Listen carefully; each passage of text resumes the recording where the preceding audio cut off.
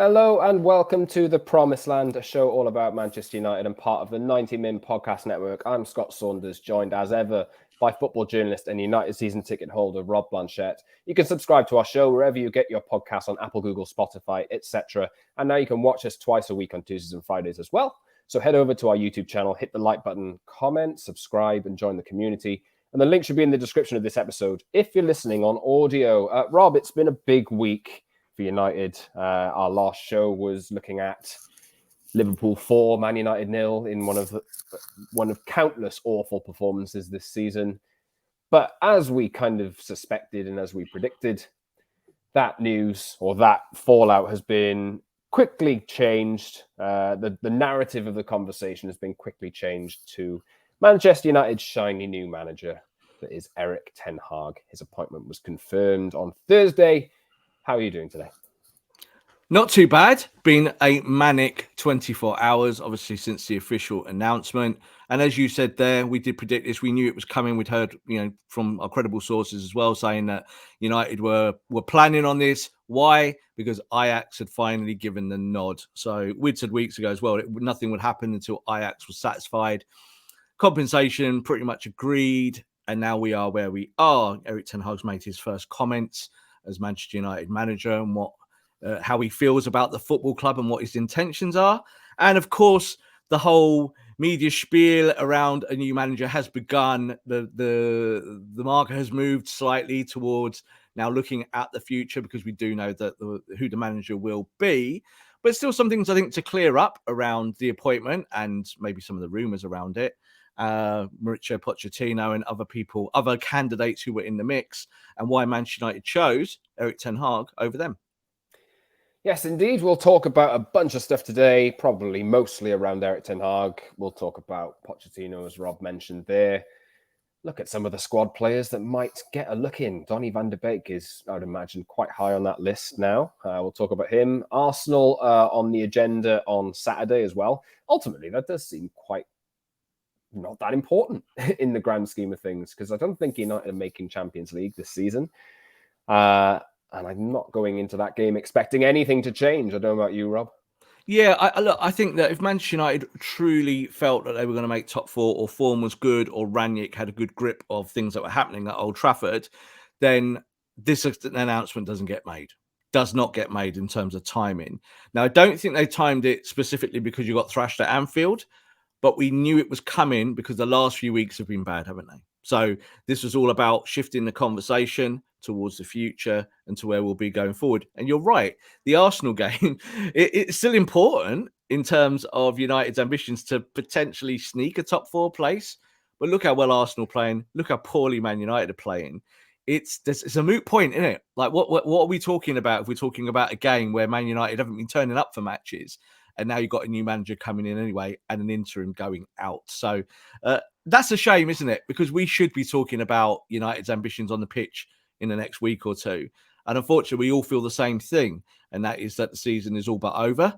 And we're getting ready for a mad transfer market in the summer and the arrival of the new coach. Yeah, have you seen the fixture list, Rob? It's obviously Arsenal and Chelsea. I think the Chelsea game's been moved into next week. And I think United, from their penultimate game to their final game, have about 2 weeks of no matches or anything like that. So it's a little bit of a weird end to the season, but I don't think United are making top four with Tottenham and Arsenal in the mix at the moment. That might have been different if they'd have picked up some results along the way in the last few weeks, but it doesn't look like it's to be. But a reminder, you can follow us on Twitter too. My @ is @_Scott Saunders. Rob is @_Rob_B, and the show is @PromiseLandMU. So where do we want to start, Rob? Should we just do a bit of it's finally done then? Because obviously it has been confirmed. And for me, this appointment now has been met with, I don't think I've ever seen a United managerial appointment, obviously since Ferguson left. I don't think I've seen the narrative around it being, well, this manager's coming in, but he can't literally do anything unless X, X, and X changes, because we've seen Mourinho fail, we've seen Van Gaal fail, we've seen Solskjaer fail, we've seen Moyes fail. Ultimately, it's been out of the power of the manager, out of the control of the manager. And obviously, I think Ten Hag has spoken to United. United have assured him of certain things. There's different people in the mix at the moment in terms of who makes the decisions. Edward was gone, etc., etc. So what does Ten Hag need to have assured to him to succeed? And what are your initial thoughts on it? Do you have any kind of confidence that the new setup, or new setup in air quotes, will make a difference?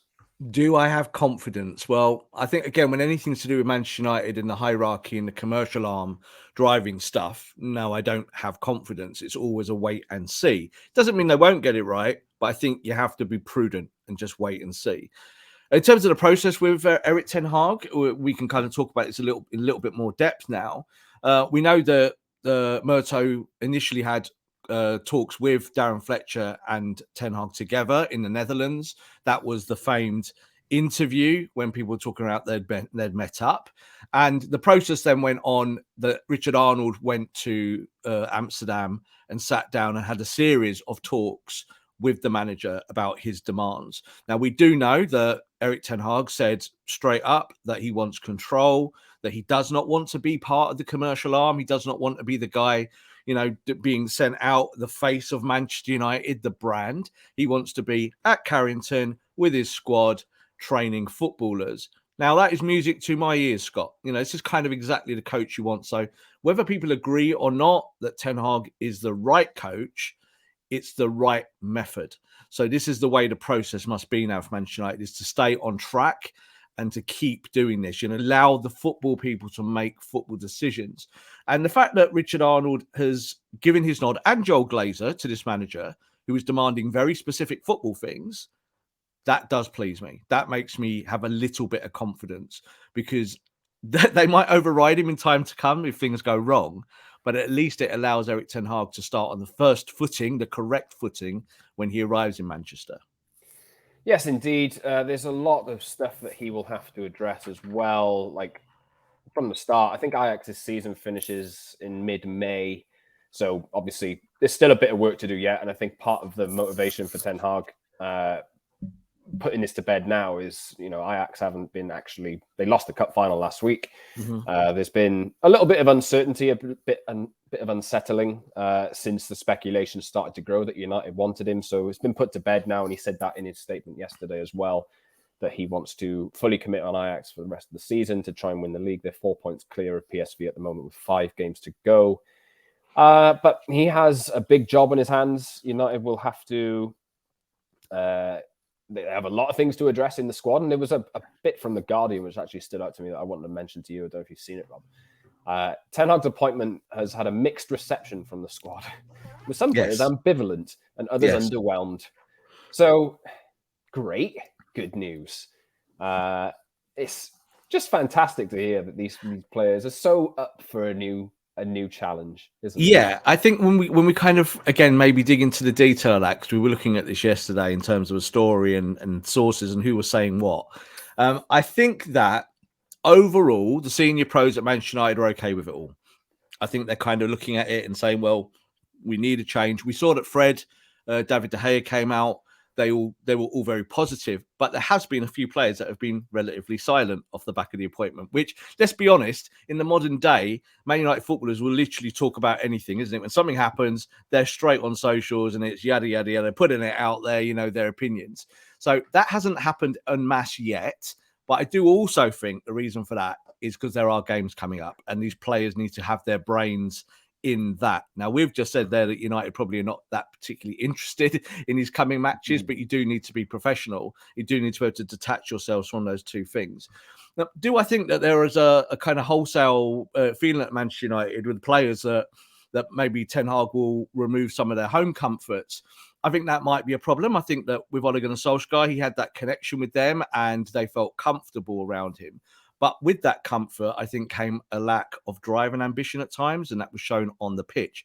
The drive and ambition to improve, Scott, to be, I'm good here, but you know what? If I want to match Liverpool or City, I need to be around here.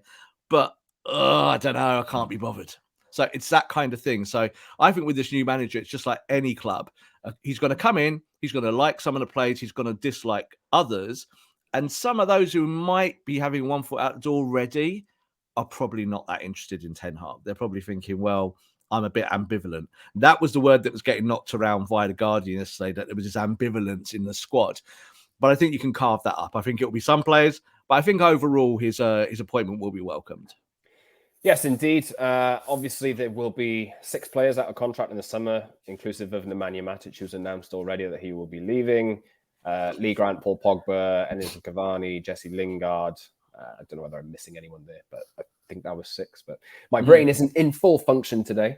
And there will be other players as well that are on the list of players to be turfed out, and obviously new players will need to be brought in too. You can check out 90min.com at the moment as soon as the show is live for a kind of full rundown on that kind of thing, and you can find it in most other places as well. We've a few little nice lines in there, so go check them out. But you mentioned the training pitch, Rob. It's important for Erik ten Hag to be able to coach these players and have the time and the allowance to actually start to improve them, because that's something that we have not seen from these players.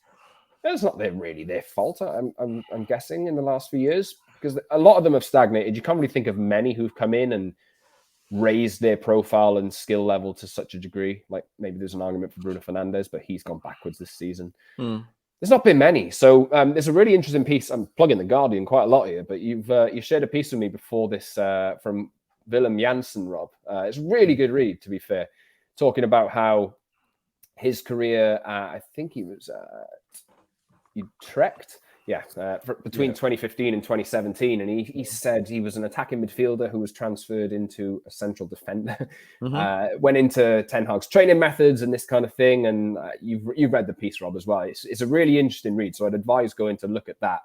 And it does go into detail about what kind of thing Ten Hag will like to do with his players, how he divides up the pitch in training, how he kind of coaxes his methods into players and starts to make them believe, and how it takes a little bit of time. So do you think there's the United fans out here who are expecting miracles straight away? Or how's the kind of, do you think people will be patient with him? Because it'll need to happen, won't it? Well, along with Real Madrid and Barcelona, Manchester United are the Hollywood football club of the universe, aren't they? That's how it is. So people who support our football club, and especially follow Manchester United in a more fair weather way, in the sense that we are just a show on television. You know, they live somewhere around the world and they watch the Manchester United show every week. What are they expecting? Victories, entertainment, fun. And sport isn't always that, is it? So I think that those fans might be disappointed in the early days of Ten Hag's tenure. But like you just said there about how he coaches players and what some of his former players have been saying in recent times, because he's become a big story now, about how Ten Hag positions and postures. And I think it's interesting in terms of Manchester United problems, about they've brought this guy in who does this tactical side of it, does the work, identifies ways and means. Now, Erik ten Hag, I don't know if many people know this, was a centre-back as a player. So in his time, so he has defensive fundamentals as part of him as a human being who plays football. And he's really, really good at identifying players that can serve those purposes, who are not just centre-back. So I was thinking about this yesterday. I would not be surprised if we see someone like Scott McTominay drop deeper and reprise his Scottish role that he plays at international level almost every game, because we've never seen it at Man United, have we? We saw Mourinho do it a couple of times with McTominay, and it did happen through injuries. So I do think with Ten Hag that he will take this Man United squad and he'll pick bits out of it that we've probably not even ever spoken about. Players will do different roles. Systematically, he plays 4-2-3-1. That's what he's played all season long. He doesn't adhere always to the 4-3-3 that Ajax have traditionally done over many, many years. And he's going to put these things in place now at Carrington. So for me as a football journalist and as a Man United fan, that's really interesting to me, because I want to know how this process is going to unfold. Yes, indeed. We'll be in for some surprises, I'm sure. But I'm ready for the ride. It's kind of a nice, the fact that the news has been announced, it is, you don't look backwards. You have something to look forward to, and it's a nice kind of pick me up in a sense, although you know that you can't really get that integrated enough for it, because you know that there's so much work to do that it's going to take a while anyway. But there is a new beginning on the horizon, which is kind of nice to have that confirmation. And as you mentioned there, we'll get some surprises, I'm sure. And there might be some surprise players that are on the kind of agenda at the moment that United fans think will be turfed out, that end up playing crucial roles and key roles. But, the squad mentality and this kind of thing needs to be addressed by Ten Hag to start with, doesn't it? Do you think he'll have an easy time winning the players around, or would it be a challenge for him? Well, again, one of the things we've heard directly from people in Amsterdam and people who've worked with him over many, many years is that he's very good at getting inside players' heads. So he will treat them like humans. It's kind of the Dutch way, isn't it? Instead, Van Gaal talked about this extensively when he came, about not training footballers, you're training human beings. And Ten Hag has that reputation, someone that can connect with his players and let them buy into his method. So you just talked about the Guardian article there. With a former player, and he said that that he kind of very quickly got on board. And you know what, Scott, if they can do that, United have got talent in the squad. There is talent there. The problem is that no one's been able to make it all work. So there will definitely be outgoings, there will definitely be incomings, but on day one, when he arrives with that squad, he's going to have to get inside their brains very quickly. He's going to have to gain their trust, and that's kind of what Guardiola did at City. He went there, he got in their heads straight away. Klopp went to Liverpool, got in their heads, created siege mentalities, got players singing from the same song sheet. That's the issue at United, isn't it? Of all the problems, you don't feel that there's any unity there. It's a like paradox that we're called United and we're not united. So that's going to be, I think, his first big mandate, is to come in and get these players feeling like he's their leader, that he's the guy who can do the job for them. He'll look after them, but he'll give them the tactics to go out there and perform. Question for you, Rob. Are you up for a change in transfer policy and the ability for Ten Hag to pluck a midfielder out of obscurity, like has been mentioned in this article, from Bayern's second team, plugged in and just used as kind of the glue to maneuver everything together? Because, United have spent 1.2 billion in the last 10 years or whatever. We all know that now, but there needs to be a change. I think we probably will end up seeing that kind of change, although United might balance it out with a couple of signings here and there. They will need high quality players, but it's the kind of thing Ten Hag needs to be given the keys and to be given the ability to change the team in the way that he sees fit. Absolutely. And yes, I am up for that. And I've been calling for that for so many years, is that you should not be buying footballers on their commercial value. Yes, that is part of the conversation. And the idea is that you look at the old United style of not, buying stars, but making them. That was always a Man United ethic under Sir Alex. And that's really what we do have to return to. Like, you can even look at Manchester City, yeah. They're not really full of stars. They've got amazing footballers, but the agenda is that, people will buy their shirts. Kevin De Bruyne, someone like that, Sergio Aguero when he was at the football club. You will always have favoured players who are marketable, but it shouldn't be why you buy someone. You shouldn't do it for that reason. And Man United undoubtedly have done that in the past. They're going, well, he's won a lot of trophies. Will he work for us? Doesn't matter. Let's bring him in. Let's give it a go, because he'll also help us commercially. So I think that you'll see that with Ten Hag, is that there's going to be signings that are not your ballers, your top end crystal clear signings, and fans will go, because Man United fans are like this. I don't like that. I don't like him. He's not good enough for us. That's not how it is. And like I've said before in the past, United fans would not have signed Mohamed Salah. They'd have gone Chelsea reject. They wouldn't have signed Mane. They'd have gone place for Southampton. No, thank you. They'd have looked at Firmino and gone Hoffenheim. No, thank you. That's not the level we want. We want someone from the top echelons. Oh, Radamel Falcao's available for a few months. Let's go get him. And Jordan Maria. Yeah, he's got loads of assists at Real Madrid. Let's get him. That's been the principle of the football club. And it's a commercial arm playing to the fans. That needs to stop.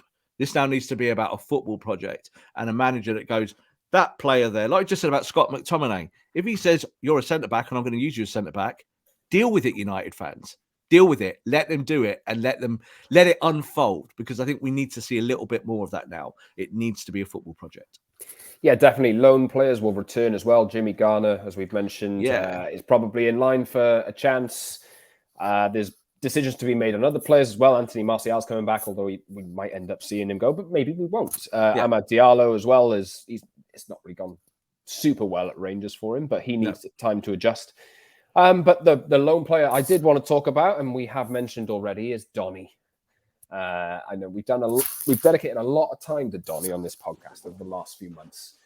Even when he hasn't been at the club, we've kind of been critical of him. Like, there was 2 managers who just not fancied him, really.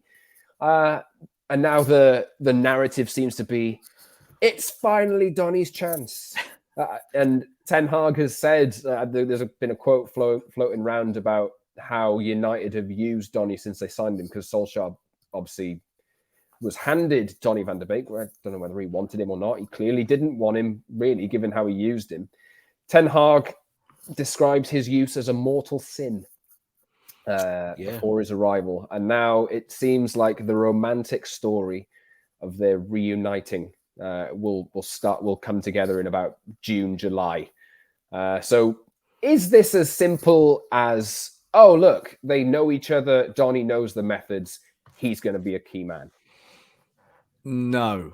And the reason why it's a no is that Manchester United are not going to play like Ajax. Simple as that. So you can do stuff in the Eredivisie that you'll get away with, and you'll still win football matches, and you don't have to think too much about it. If you do some of that stuff in the Premier League, you will get smashed by any of the other 19 teams. So Man United are in that little flux at the moment, also tactically, about when they're trying things and moving things around. Ole Gunnar Solskjaer found it this year, from last year coming second to this year coming in oblivion, ending his time at Man United. And Donny van de Beek was part of that story. I say this about players, if you prove it on the training ground and transmit it to a football pitch in a match, you're going to get picked. There is no favoritism in football. Managers generally trust some players, don't trust others, and then try and pick a team that wins somewhere in the middle. So I think with Donny van de Beek, there was no doubt that physically he wasn't up for it last year. He did really well in the gym over the summer. We saw in pre-season that he'd got fitter, stronger, more mobile, quicker. He'd done all the bits that he had to do, but he still was a problem. He still wasn't going to fit in the system. So I think that that's where Donny van de Beek will be happy as of today, is that he has a coach at least that psychologically knows him, knows what he can do, his limitations, and how to get the best out of him. What you're going to see, and this is a prediction, but I do think it will happen, Donny van de Beek will play as a number 10 for Man United. That's what it is. That's what Ole Gunnar Solskjaer would not allow to happen under him. He allowed Bruno Fernandes to have carte blanche as the 10. Yeah, so that was, he played every week. And even when United were terrible, what happened? Bruno still played as number 10. I don't think you'll see that under Ten Hag. Ten Hag will go, you're both number 10s. I'll use you differently. In fact, this week, Donny, you're showing me more in training what I want to see as a 10, as a creator and a link up and a third man runner. And Bruno, you're going to have to sit on the bench. And you know what, Scott? I love that. That's what I want to see. I want players earning their spot, because let's be honest, there's been a lot of Man United players who've just been picked because they're the big name in the last few months and years. And we need to push that culture away. I'm not saying Donny van de Beek's going to be successful. I really don't think the jury is out. I don't think he's like particularly well at Everton. Everyone's going, oh, he's showing good bits at Everton. I'm like, I've watched it. I'm not going, I want that player back. But I think there's a good chance for him at Man United now, obviously, with this coach that knows him so well. And I also think, just put one other name into the mix or players out on loan that everyone's forgotten about, is Axel Tuanzebe. I thought you were going to say Andreas Pereira then. Well, don't give me that Andreas Pereira. Like, you don't know, because it's all about how a manager can take a technical player and apply it to the science. And someone like Tuanzebe, 2 years ago, we were all very high on him, and it all fell away for him. A bit of injuries, couldn't get in the team, went out on loan, didn't work at Villa. Not really worked, and Napoli, he's done all right. But ultimately, this is a fresh start for a load of players, and I'm sure we'll see one or two surprises, because United fans are very quick to dismiss players. But if a new manager can get a song out of them, Anthony Martial, he would fit that system when he plays that 4-2-3-1. He does. He fits it. It's just whether Anthony Martial can come back and show the motivation that he wants to do well for Manchester United. Yes, of course, some players might just actually be resigned to having been at United for a long time, and they're just like, why am I going to give you another chance? I'm done. Let me out of here. And Martial could be one of those players. I think Paul Pogba is one of those players. He's been promised multiple things, and it does look like he'll walk away now.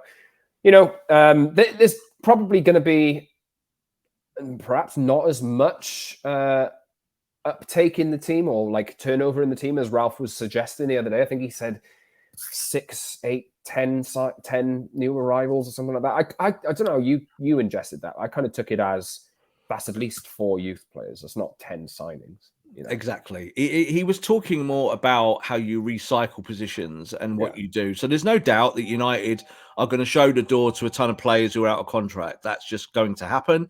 As you said there, I think the relationship between section of those out of contract players and the club itself, so the hierarchy, and we're talking about Richard Arnold and the board, that's fundamentally broken in some cases. So that's why players are leaving. You look at Matic. I think that's a really good example there where he could have triggered an extra year. And let's be honest, if he was Jose Mourinho's player and Jose Mourinho was still at the football club, he's so going to Roma, by the way, isn't he? Isn't he? He's just following Jose around the planet. When Jose ends up in the MLS in a few years' time, he will no doubt be signing Nemanja Matic at 40 for whoever football club that he plays for in the MLS. But I do think that when you kind of you look at some of those players that maybe have fallen out of being in love with being a Man United player. Like I think Marcus Rashford might be one of them. So these are the conversations now. When a new coach comes in, you have to start again. So it's a fresh start. But as you just said there, that players go, well, it's time to move on. I want to go and do something else. Paul Pogba has been lied to continually by Manchester United since the day he walked in the door, and he knows that. So even up to a year ago when they were still negotiating, and he was saying, I'm willing to stay if you do this, this, this, and this, it's not really happened, has it? You know, Ole Gunnar Solskjaer's gone. We've got another new manager, another new style. Ironically, I think Pogba could work really well with this new coach, in terms of how the system works out. You could see Paul Pogba playing in Ten Hag's version of 4-2-3-1 in the double pivot with someone like, Declan Rice. That would work beautifully because just in terms of style, just the way that this manager likes to play it, it's not a McFred double pivot like Ole played it. It's totally different. It would allow Pogba to be expansive from a deeper role. He'd like that. He'd have a lot more freedom in that system. So that could happen. But I do think that there's a lot of Man United players that just think, I'm done here. I don't want to work for this lot anymore. It's time to get a new set of employers. Maybe Ten Hag does have such a way with words that he can have a conversation with Paul Pogba and manage to turn it around. We'll see. It's not completely confirmed yet, although I do think and expect Pogba to go. I think the thing is as well is that the conversations between Pogba, his agent, and Manchester United have been ongoing forever. So I think in this case, that will dictate where we go with the player. Even if the manager comes in and says to Paul Pogba, I want you to stay, there is so much garbage behind the scenes between player, club, and even the fans getting involved in all of this, that it feels toxic, doesn't it? So it doesn't really matter, I think, what the manager really does say to Paul Pogba. I think Paul Pogba will already have his ideas about how to exit the football club. And I don't blame him, Scott. You know, like his treatment overall remains, I think, heinous. He gets blamed for all sorts of stuff. You know, he spent 6 minutes on the pitch against Liverpool and people were saying he's feigning injury. And the story the next day was about him. And it's like, Man United just got beaten 4-0. Why are we talking about Paul Pogba? You know what I mean? Shouldn't we talk about maybe the other 10 players on a football pitch? So I think that he eventually would just get bored of that and go, well, I don't need to do this anymore. I can get paid somewhere else. We know that Real Madrid are interested in him. He's got options. Juventus have always been knocking on his door and said you can always come back to Turin one day. So I think he will exit the football club unless, of course, as you just said there, Ten Hag magically sprinkles some Dutch fairy dust on the situation and says, you're my guy, you know, sign up for another 2 or 3 years and we're going to win the Premier League. Will Pogba believe him? Well, he might believe Ten Hag. Not quite sure he'll believe Richard Arnold. Yeah, that's a good segue back into something I did want to discuss, taking a broader view of everything, you know. And we spoke before we started recording about perhaps United not acting properly throughout the entire process. Obviously, they've interviewed certain managers, Ten Hag being one of them, Mauricio Pochettino being one of them, etc., etc. But it has emerged since that Pochettino isn't quite that happy with speaking to United and then essentially not being informed that he didn't get the job, if I have understood those reports correctly. Does that reflect badly? Well, obviously it does. Does it reflect badly on United? Does it signal that they've changed, or is this still amateur hour from the top? Manchester United are a little bit of a version of football narcissism. And that is that if Man United feel it benefits them, they'll go and do stuff, they'll communicate, they'll find methods to get to where they want to be. But ultimately, they don't really care about a ton of it. So You've just got Ten Hag, and you're just there referring. We talked about Pochettino a little bit earlier on. Talked about his connections to the club.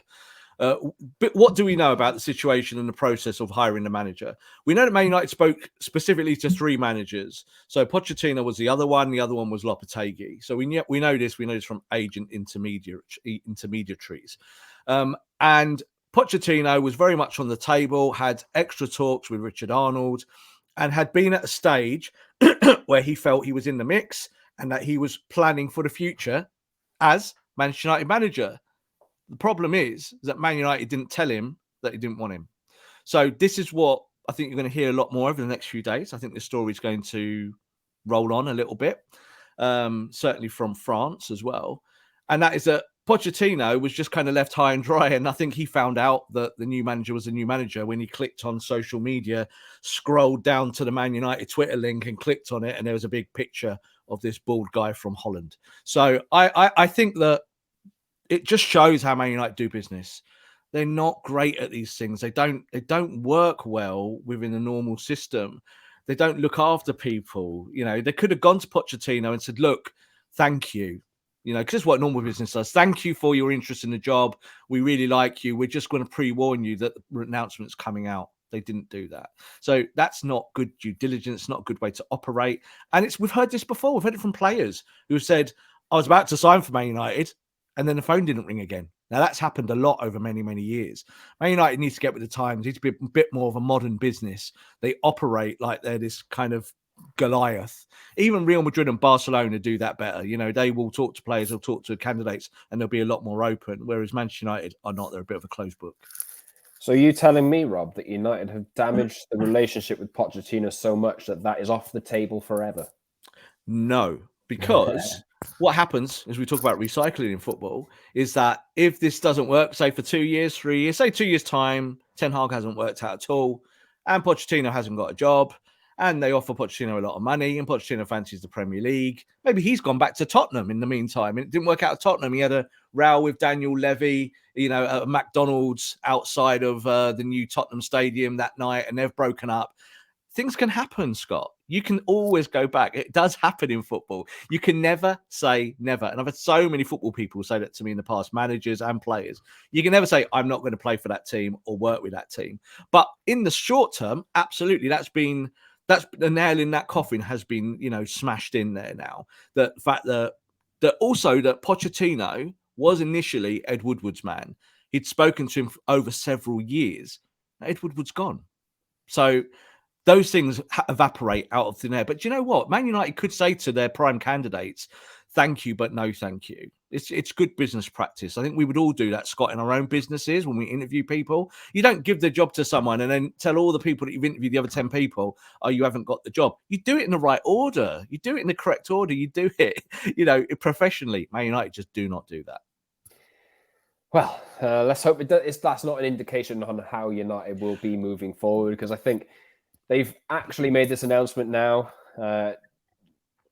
How are you going to look at this moving forward, Rob? Obviously, Arsenal will come around the corner in like 24 hours as we record this, or just over 24 hours as we record this. Is it time now to look forward and be positive?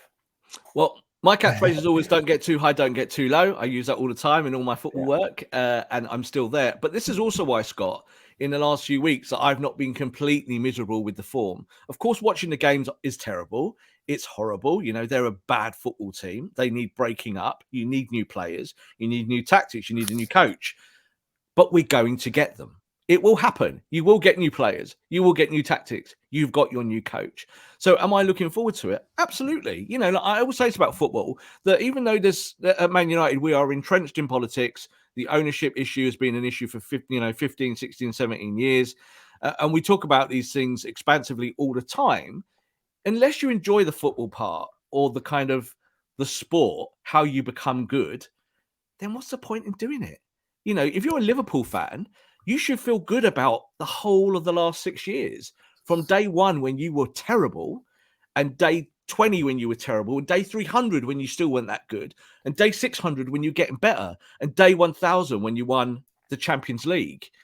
You should revel in that process. That's the kind of fan I am. I like to watch it build and happen. Now, we've been robbed of that by this Man United set up for a long time. Managers have come in, they've not been backed, they've been backed the wrong way, they've fallen out, they've left the football club. As I said yesterday, I've backed every appointment pretty much. I've always felt that there's been an upside about all the men that have been given the job. And I feel that about Ten Hag. I think that he's going to get unprecedented football power that other managers have not been given at United. I feel good about that. So Arsenal's coming up, like you said there. People might be listening to this now. That game might have happened, and they might be thinking, oh, Arsenal beat Man United 12-0. Or it might be the other way around. United might react because they've got a new coach. Players, Scott, might be going, I've now got to play. I want to stay here. This manager's watching me. It's not about Ralph anymore. It's about Erik watching it on Sky Sports.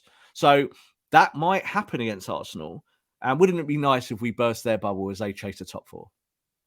Well, I'm just going to put my thoughts out there and think we're going to lose 3-0 because I just think this season is pretty much a write-off, and but that's the right stance to take. The Emirates. Look, Arsenal are better than United. Like, that's just the bottom dollar.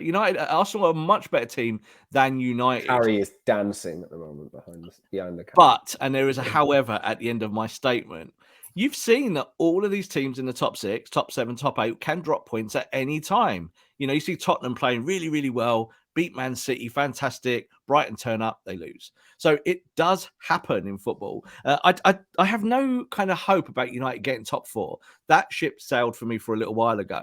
But I am now more interested about the future. I'm actually in my head more thinking about pre-season already. Yeah. I'm thinking about in my job and our job and what we do in our industry. It's going to be a huge summer in terms of Manchester United's tour and with the new manager and new players coming in, and we're going to get linked with players like never before. Like, we get linked incredibly amounts, and it's going to be even worse this summer. So we need to be ready for that. So I'm already thinking like that as both a fan and a journalist. And these games are a little bit of like goodbye to Ralph. I hope that the players actually turn up for him because he deserves it. He's been part of this process to get Ten Hag to the football club, and I think he'll still have some input, even though he won't be at Manchester United directly. And wouldn't it be nice just to have a few things to smile about at the end of the season on a football pitch, Scott? It would be. I'm still not expecting it. I am kind of looking forward to the end of the season and just starting a fresh chapter, because I think as soon as that kind of comes, well, even maybe before it, if there's a 2-week gap before the end of the season, maybe they'll go along the lines of announcing which players are leaving and that kind of thing, although that's not based on any information or anything. That's just a gut feeling. Kind of like the gut feeling that I had that the announcement will come after the Liverpool game. But yeah, we'll see what United do in the next few weeks. Maybe there can be a miraculous change in form and desire and this kind of thing. But the players should have recognized bloody long ago that there was a new manager coming in and that they were under inspection. And there's been no suggestion, even since Ralph Rangnick came in, that they wanted to change. So, but you know what, Scott? Like, footballers are blinkered. Like, the footballers that I know, and again, conversations I've had over a decade-long period with players at football clubs, is that players get in their own little headspace about their form and how they play. And even though it's a team sport, very insular in their thinking, and they just have these blinkers on. And there's no doubt this Man United squad has had its blinkers on since Ole Gunnar Solskjaer walked out the door, because they've all kind of gone, we've got a new coach. Yeah, we're supposed to turn up and do this, that, and the other, but there's a new manager coming. So my blinkers are on. That's how it is. Now maybe the blinkers are off. Maybe some of these players will be going, oh, this manager might not like me because I don't really play like Ajax footballers. Or maybe I need to run a little bit more. You might see a reaction. But of course, if you're going to bet on it, you wouldn't bet on it. You wouldn't be putting money on it and saying, yeah, suddenly they're going to turn into a fantastic team. But you might just see that you get an uptake from 2 or 3 that have just been terrible this season, but they've all been terrible. But United players, I think they'll wait to pre-season, but they do know that they want to stay at the football club in the next few games. They've got to show something, haven't they? They've got to they're auditioning now for their squad spot next season. Yes, indeed. United play Arsenal on Saturday at lunchtime in the UK. I believe Chelsea then follows up at home at Old Trafford on Thursday. You going to that one, Rob? Thursday night game? I'm supposed to be, it's like this is how I feel about all the games. Like I get, if I'm going for work, fine. If I'm going as a fan, I'm kind of like, oh, not going to get home until 2:00 in the morning. Oh God, I've got work at next day at 8:00. All those things affect you, don't they? But it's one of those things. And the Chelsea game again is a bit of a strange one because it's been reorganised, and it just shows again that the Premier League just do not care about football fans. Yeah. Man United's last 2 home games, both being evening night kickoffs, which means that if you travel anywhere from outside of Manchester, it is a complete nightmare. Do the Premier League care? Do Manchester United care? It's all about that TV money. All about the TV. It is, of course, with the run. And Chelsea United, even if like Chelsea are not particularly chasing anything in terms of their agenda, Manchester United are part of the top 4 pantomime. But the game is a little bit of a dead rubber, really. So that might be the match where you do see someone pop up out of nowhere. Or we've not talked about this, Ralph might play 1 or 2 of the kids. He might now go, I'm going to let Medjbury off the leash. I'm going to play Garnacho for 20, 30 minutes. That might be the reason why going to see United-Chelsea would be interesting for a United fan, because you might see the seed of something that could expand next year. Ralph is, of course, set to do his press conference ahead of the Arsenal game just after we record, actually. So we haven't found out what he's had to say on the appointment yet. But you can keep an eye out for that one. Rob, any final thoughts before we wrap up? No, I'm just really pleased that it's done. And the timeline did follow what we expected. I said in the last 1 or 2 weeks, people have spoken to that we felt Man United would announce it this week. Ajax, we said, were kind of authorised that. And we just have to now look forward. And I think United fans, and I will preach this for weeks and months to come, United fans need to give this guy a chance. Yeah, whatever your expectations are, the football that you want to watch, of course, your expectations to win, fine. But it takes time. I also said yesterday, Man United's expectations come first. We need to stop this kind of faux ambition of we want to be a top 4 club. Now, next year, yeah, top 4 is a good ambition because you've been so bad this year. But that isn't the Man United ambition, Scott. We want to be top. We want to get past Liverpool. We want to get past City and knock them both off their you-know-what perches. That's what we want to do. What Fergie said all those years ago. We might do it a different way, but the ambition remains the same. Manchester United want to be number 1, and that's how we should be. We should want to be the best team on the football pitch each and every week. Let's hope that happens, shall we? All we can do is hope, because we are looking forward to a new chapter with Erik ten Hag, who's been confirmed as the new manager of Man United following the end of this season and going into the next one. A reminder, you can subscribe to our show wherever you get your podcasts, on Apple, Google, Spotify, Acast. I don't even know how many podcast providers are there. You can watch us twice. Google a week. it. Google Promised Land, and you'll be able to watch it everywhere. Yeah, Google it. You can watch us on YouTube twice a week as well, on Tuesdays and Fridays usually. Although we might change our day here and there depending on what's happening. We'll give you some ahead notice if that does change. Head over to that channel, hit the like button, comment, and subscribe. We want to build a community there, so please join it. And the link should be in the description of this episode if you're listening on audio. And on your audio platforms as well, give us nice reviews. I know that you can give 5-star reviews on the Apple Podcast Store and that kind of thing, so they always help too. So that's just another appeal from me to you, the listener. And just another reminder to follow us and engage with us on Twitter as well, @_Scott Saunders for me, @_Rob_B for Rob, and @PromiseLandMU for the show. Thank you very much for listening, everyone, and we'll catch you soon after Arsenal beat Man United 3-0. I'm sure that will happen, but let's see, eh?